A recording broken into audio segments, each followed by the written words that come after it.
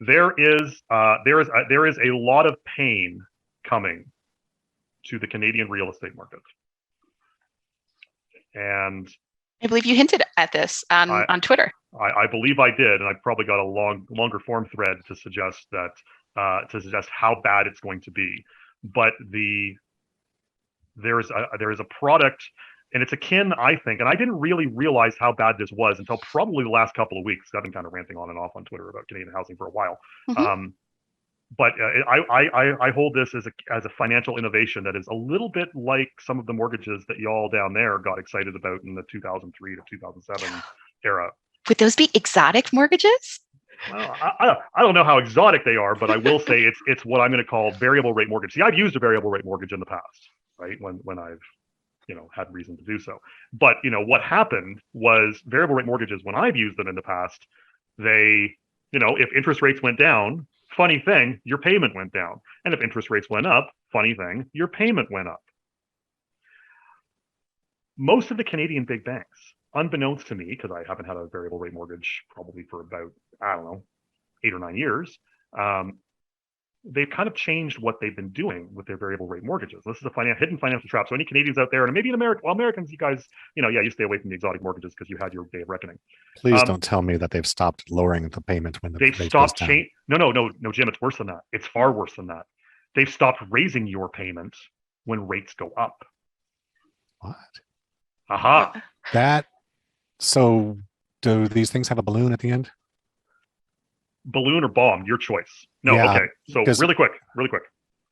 No, probably not quick. Because that means you're not paying off all the interest, right? That gets added to the principal. No, this is the bomb that's coming to Canadians. No. Okay, so first half of the year in Canada, 55%. That would be more than half by my math. 55% of adjustable rate mortgages or of new mortgages were variable. Okay. This is a mortgage, and I will provide this. I have had conversations with 3 different people who have variable rate mortgages in the last 48 hours. I'm not a mortgage broker. Why are these people reaching out to me? And these are people I know personally, by the way. Because you might understand money better than they do. That's a fair assessment, I think. Is there any way for them to make their situation better? Yes, they can convert over to a fixed rate, but one of Jim's rules for living is that people don't like to admit they're wrong, and thus admitting you're wrong is a superpower. Anyway, but so this mortgage in this tweet they put out, this is someone who clearly was reaching for a mortgage, and so they took on a variable rate because you could get it at 1.35% earlier this year. But again, variable means it goes up with interest rates. So at the time, the mortgage is in the tweet there, basically at that price level, about 71% of the payment was on a 30-year mortgage or 30-year amortization period was going to principal and the remainder to interest. Sounds good, right? Canada has raised interest rates 4 times since the start of this year. 25 basis points in May, 50 basis points in each of April and June, and 100 basis points last week in July, okay? And what happens, Jim, to your earlier question, when you change interest rates but do not change the payment, in order to solve for the payment, okay, what the lender is effectively doing is changing the effective amortization rate. So at the start of this debacle, even though it was, and people don't realize it's a debacle yet, at the start, it might have been set up as a 30-year amortization, but they were actually paying more than they were required to in the mortgage I put in the tweet. And so it was an effective amortization of just over 25 years. Canada raises rates 25 basis points, means the effective in March, means the effective amortization period is 26 years. They raise another 50 basis points in April, means the amortization period is 28 years. So far, not a big deal, right? Who cares? Why is Jim ranting about this? He's clearly off his meds. Raise it another 50 basis points in June. Now the effective amortization period to keep the payment static is 31 years. They raise it 100 basis points last week. Now the effective amortization is 40 years. Who thinks the rate hikes are done? Hands up. I see no hands are up. Let's assume Canada, and this is a reasonable forecast right now, let's assume Canada at their September meeting raises rates another 50 basis points. That will take the effective amortization rate or period from 40 years to 105 years. Oh my goodness. Let's say they raise it again 50 basis points in October. That takes effective amortization period to 157 years. And my math is correct, by the way. And does anyone see the problem at this point? So what's happening is you're paying off all the interest, but that means you're paying more and more interest on a static, non-changing payment, and therefore paying less principal. Mhm. And that's what In my example, and that's what's shoving the amortization period, the payoff period.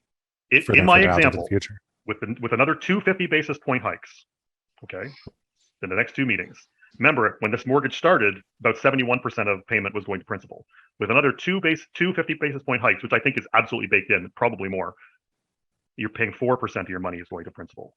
Yeah. 4, not 71. And if they then raise rates again by 25 basis points this time in December, which is the last three meetings of this year, the amortization period is infinite, Oh, meaning that You the, don't pay it the off. interest, that's which is going to You, do you what's can't called you can't pay off all the interest owed every no, payment. and so what's going to happen is what's called a trigger rate in these. Mhm. Again, I'm just used to the old-fashioned type of variable rate of mortgages. I didn't realize how bad this was. What that's going to do is people are going to start seeing their payment. If they overstretch, they're going to start seeing their payment going up, even though they signed a mortgage that they didn't think that was going to happen. Mhm. And if No. it play and You know- by the way, house you know how prices this in is- Canada are down about 15% since Yeah. the start of the year. You know how this is going to be spun? No. Hey, the interest rates are going up, but we're holding your mortgage payment steady, so you're not going to so you can handle inflation better. Yes. But the problem is once the trigger rate starts going off, what it's going to do, if you were paying the more I tweeted out the example, it was about $1,600 every 2 weeks what people were paying. If this continues, it is not unreasonable. I've run some scenarios. It's not unreasonable that this is going to be going to 2,000, 2,500 every 2 weeks. From are y'all, if you stretch for a mortgage, are you all capable within the next year of upping your payment by 40%? Oh, and by the way, the kicker on this is Canadian mortgages reset every 5 years. Mhm. So if you are just basically been blown up by this and you have to reset, in 5 years, and we're only still in year one, it is not impossible that you are going to be renegotiating your mortgage 4 years from now at significantly higher rates, and your payment's going to go to $3,000, $4,000, $5,000 every 2 weeks. In other words, you're going to lose your house. That's So a lot of- horrible. Yeah, but I said optimistic. Yeah, I was wondering where the optimism comes in as you were saying the this. optimism is that it has been impossible to buy Canadian real estate realistically in the past 3 years. Impossible without serious money. And I said people are going to get hurt. It's the same thing that happened. People paid 100 times sales for Snowflake. People overpay, or people who paid 180 times earnings for Intel in 2000, for example.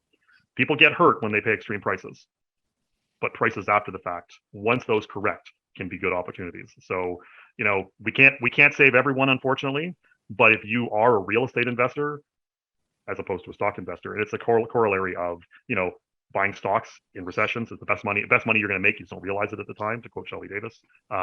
Same deal goes for real estate. Fortunately, you guys had your great reset in 2008, 2009, so you guys are past it. But I do fear for my countrymen. But if you're looking for a nice winter place in Canada, you might get your opportunity.